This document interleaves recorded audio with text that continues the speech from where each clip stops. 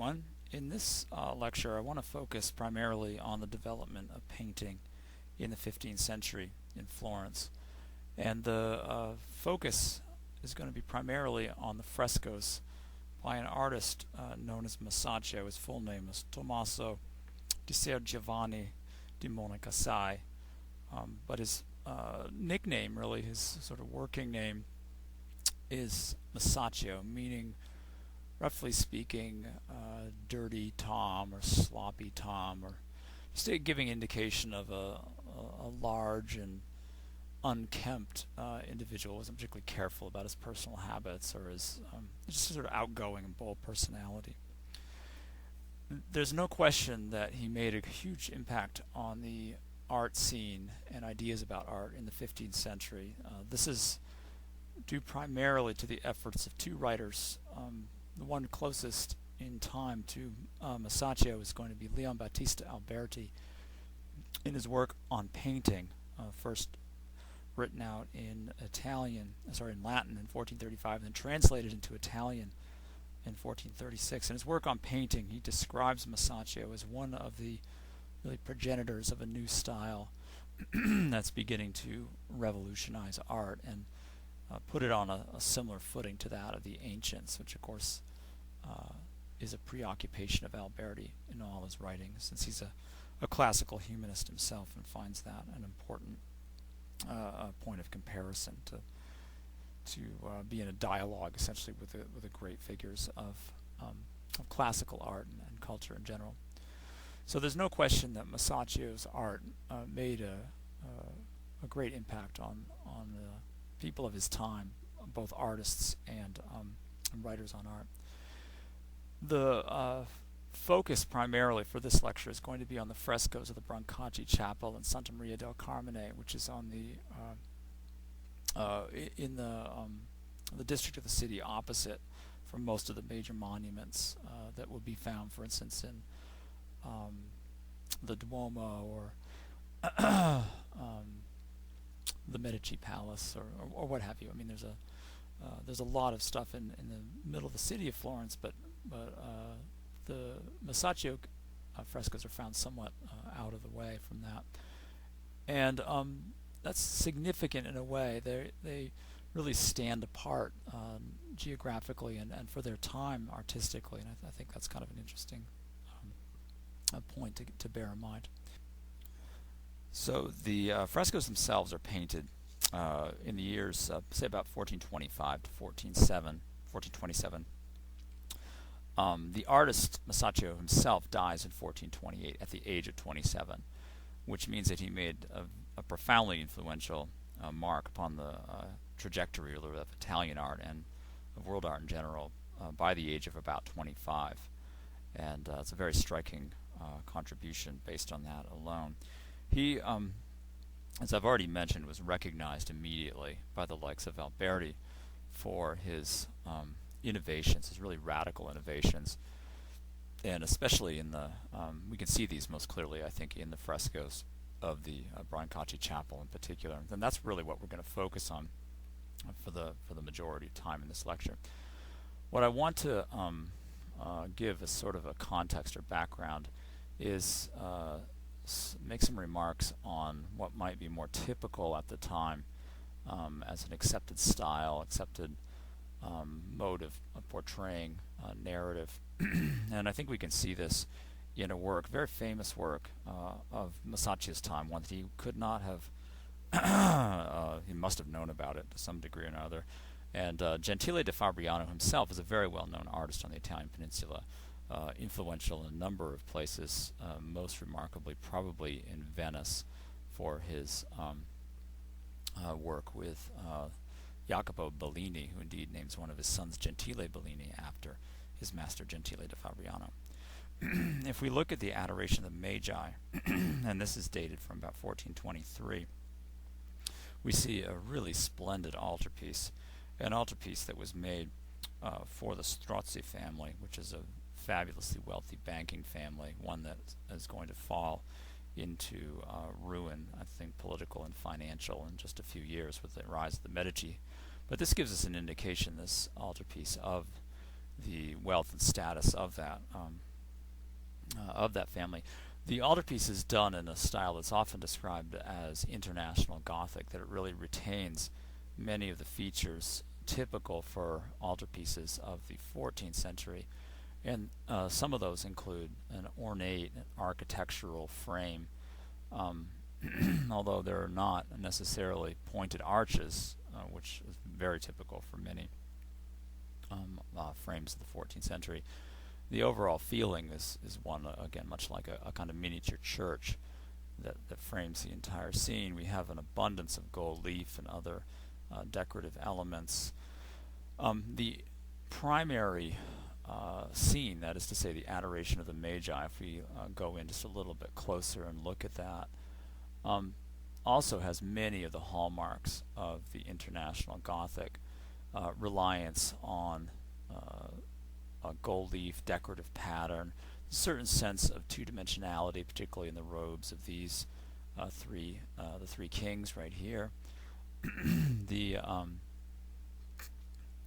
widespread use throughout the scene of processions of people crammed together in a small space, not necessarily paying a whole lot of attention to perspective, spatial awareness, I suppose is a great way of putting it. That said, it's not a completely backward-looking piece. The ways in which animals and people, for instance, are foreshortened. You can see, for instance, this figure here looking up into the sky, very nicely rendered. A face right here, the sense of looking at a human head from multiple angles and multiple areas of foreshortening, what have you. As we go down a little bit into the scene, you can see the same things at work with the representations of the animals. So this is very much, I think, more contemporary, perhaps, than the label International Gothic perhaps would indicate. The most innovative sections, it's worth pointing out, are probably going to be, and this is often the case, in the predella areas. And so if we go over, especially in the two sort of landscape areas, we see here this adoration, not so much by the sort of a nativity scene, not so much adoration by the Magi, but by Mary, with sleeping Joseph off to the side here. I think we can get a pretty good close-up detail. You can see a very remarkable representation of a nighttime landscape, right? The sky dotted with stars, the effects of light and shadow at night are represented here in a way that's very rarely seen elsewhere in Italian art at the time. And if we go over just a little bit to the flight into Egypt, again, a very, very popular motif. We see this, for instance, in Giotto and his Arena Chapel frescoes. If we look at that scene, we can see a daring new emphasis really on natural effects of light, shade, atmosphere. The sense of space and openness in the picture is really remarkable for its time. So Gentile da Fabriano sits, in terms of painting, on a kind of middle ground between the traditions of the 14th century and the quite radical innovations of the 15th century. And one of the most important things to remember about the Renaissance is indeed its self-awareness that it's changing history, that it's changing the accepted ways of understanding and doing things. Now let's move forward to another example that we might compare, and this is from the north, and that, of course, is the Ghent Altarpiece. And this is just a kind of reminder to see, again, this is very roughly contemporary, dated 1432, so it's just a little bit after Masaccio's work, and really stands out, just like Masaccio does, as a prime example of the values of the culture of the time when it came to painting. And again, one of the distinguishing characteristics, as opposed to Gentile da Fabriano working primarily in tempera, Jan van Eyck is working in wood. The mode of representation in oil that Jan van Eyck presents is very, very different from the two Italian examples, the focus on, again, very closely observed detail, the behavior of light, the sense of a kind of almost mystical, meditative, still quality pervades really each of the frames. In other words, the sense of action, I think, is not particularly strong. A contemplative and meditative emphasis is much more apparent here. Therefore, the reason I'm sort of giving this background is that when we move to the, we'll just take this one very, very well-known example from the Brancacci frescoes, and that, of course, is the tribute money. A very different emphasis, a very different, in a sense, understanding of the problems of art and their solution, I think, is seen. So this is primarily what we want to focus on. The tribute money as an episode is a pretty rare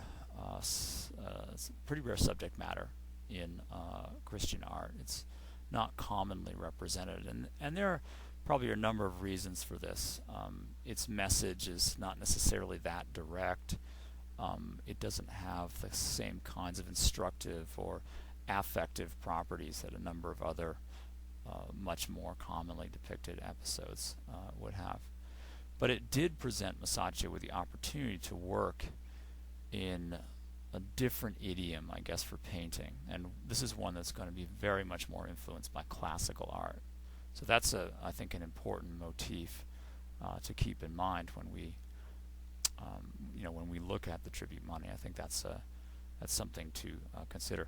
We're looking right now at a close-up detail of the central group of figures in the tribute money, and what we should probably do is take a quick look at what they're doing. In the foreground, we see right here an individual who's a Roman tax collector. The episode is taken from the Gospel of Matthew. And the Roman tax collector at Capernaum is basically insisting that Christ and his disciples pay a kind of a poll tax, essentially, rendering tribute to the Roman government. And of course, the disciples really recognize no leader besides Christ, and they're kind of not. They're going to be very resistant to this idea. But Christ resolves the situation by telling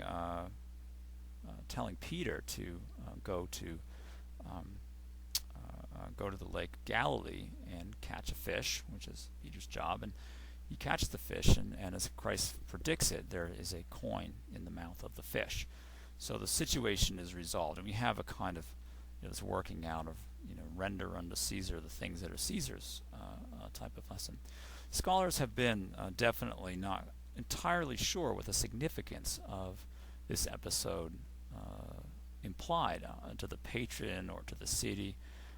The actual patron of this Felice, Brancacci, may have had his own reasons for focusing on the tribute money, because it's a very, very big scene within the cycle of frescoes. There must have been some meaning for him. But it's not entirely clear, does this support government taxation? Is this a protest? Some scholars have tried to link it with roughly contemporary political events, including the so-called catasto, the tax survey, which is an invaluable document for historians of Renaissance Florence, as we have all kinds of testimonies about people's income and property and what have you. It's not really clear what the message is. Is this about sacrifice on behalf of the Florentine Republic and so on? It's not. However, it's still not entirely clearly defined.